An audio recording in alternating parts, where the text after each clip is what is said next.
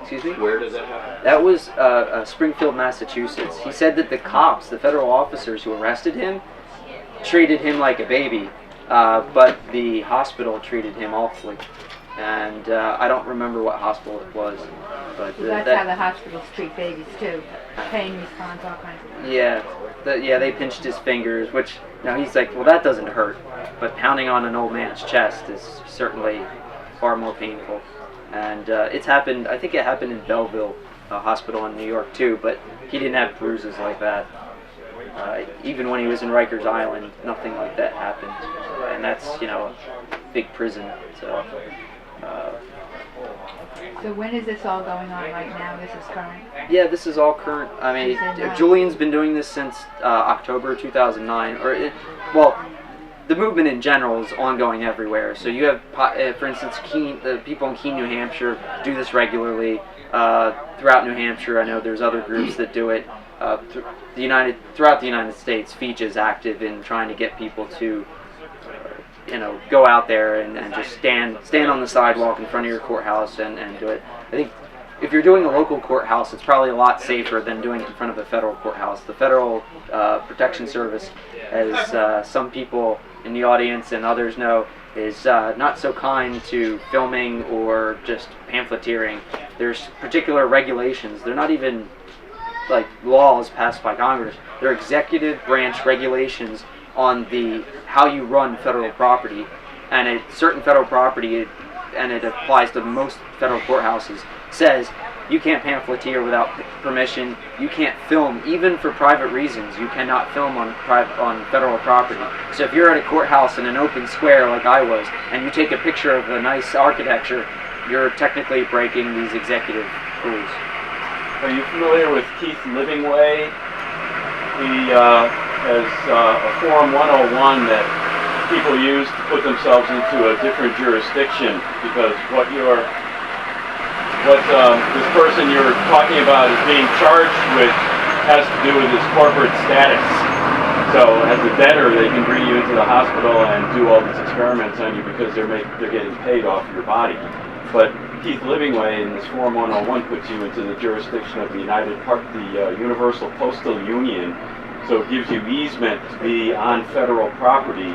Taking that picture, all you have to do, you do have to carry your credentials, sure, but it's like being a diplomat, and you have the ability to go where you want to go.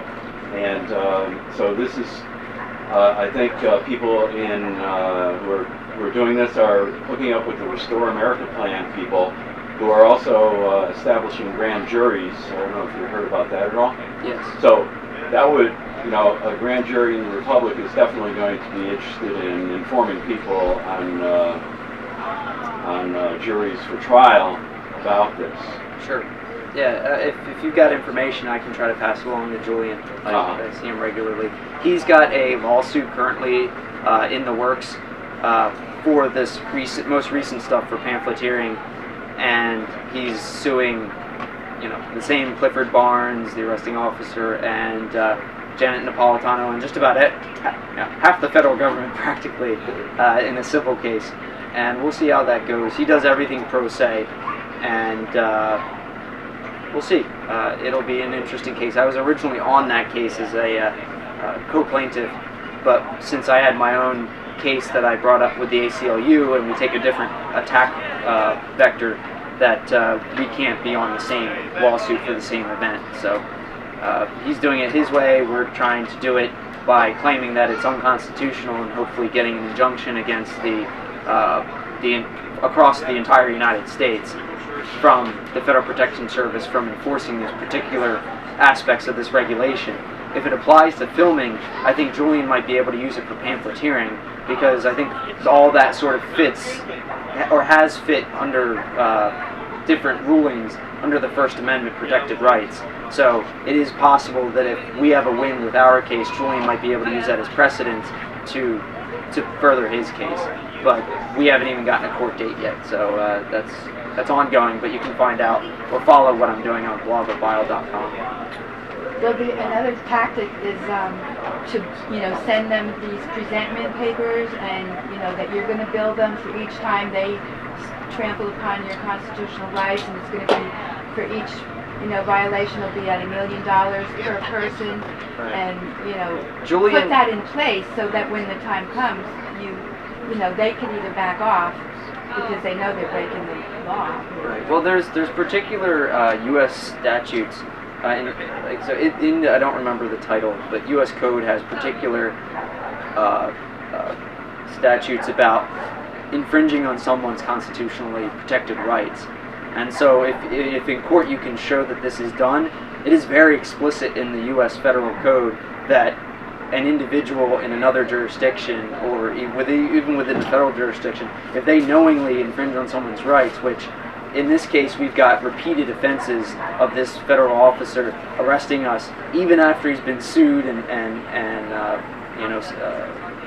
been given the lawsuit and likely has talked to federal lawyers and whatnot. If he continues to do this, which he has, and Julian, for instance, can show that in court, then I don't remember what it is, but there's harsh penalties to the individual who does this. So there's all kinds of different aspects of doing this. In my lawsuit, we are suing also, or looking for damages for false arrest. I don't know if it's under that particular code, but that's an aspect we can look at additionally if we want to amend the lawsuit. How do people react when they get FIJA information from Julian or anybody else? Generally I stand, after I got arrested, and this is actually part of the lawsuit, so to sidestep that for a second, to show that a law is unconstitutional, generally you have to meet at least three things. One, that it affects people across the board, so that it could affect all of us in our daily lives. Two, that there's a specific instance of that. The court can only react to some offense. It can't a priori just say that this is unconstitutional. And that there is ongoing harm. So in my case, if I film again, there's the risk of me getting arrested. In fact, what I have to do is not film, which is unfortunate because oftentimes I'm the only one there supporting Julian. But if I film and don't get arrested, that could actually hurt my case. So we don't, strategically we don't want to put myself in that position to not get arrested. But there's a difficulty here where you've got federal property and then state property, and actually no one knows whether or not the state property is rented by the federal government. So if that road and the sidewalks are actually rented by the federal government, which I suspect they are because they've got this huge barrier up, the huge metal forward-leaning things so if you try to ram it with a car, your car collapses practically. I suspect that it is rented by the federal government, and if so, then the federal government claims control over it just as if it was federally owned property, which is literally right there. But I just watch. But I can, since I'm standing 20 yards away, I hear as people walk by, and you get both bystanders just walking by, and you get court officials walking by, and you'll hear, "Oh, there's this crazy guy. He gets arrested all the time." Now, of course, that's because it's not because of the jury outreach, but it's because he goes civilly disobedient to the ground and refuses to move and whatnot. But they do know that he's doing this jury information thing, and he's trying to maybe tamper with witnesses or tamper with the jury. You get that. You get people who are honestly questioning, they have no idea what it means, and why is this old guy getting arrested constantly? Everyone knows that, especially anyone who's there regularly, knows this guy is there every single week. Well, why is this guy so persistent? Is he, in his case, they just, he's got dementia or something, he's crazy, which, maybe he is crazy, but he's crazy in a good way. So you get, he's an old guy that's crazy, he's tampering with jury, and then you get people who stop, and obviously they can tell that I'm paying attention to what's going on, and so they'll address me and ask what's going on, and I'll explain it to them, because they didn't necessarily grab a flyer, or if they did, they're just walking by, so they're not reading it. And I'd say 50% of the time, they're like, okay, even if this is bullshit, at least, he ought to have the right to stand there and hand out information. He's not actively going after people. He's just standing there handing out information. It's a public square. He's like, I eat my lunch here. Why is it that this man can't hand out information? And if the court, and I explained to them like the federal court case where they said that the court doesn't have to explain it, and then that's even more sympathetic. Well, why is it that they're trying to hold this information when they used to tell us? Now they won't tell us.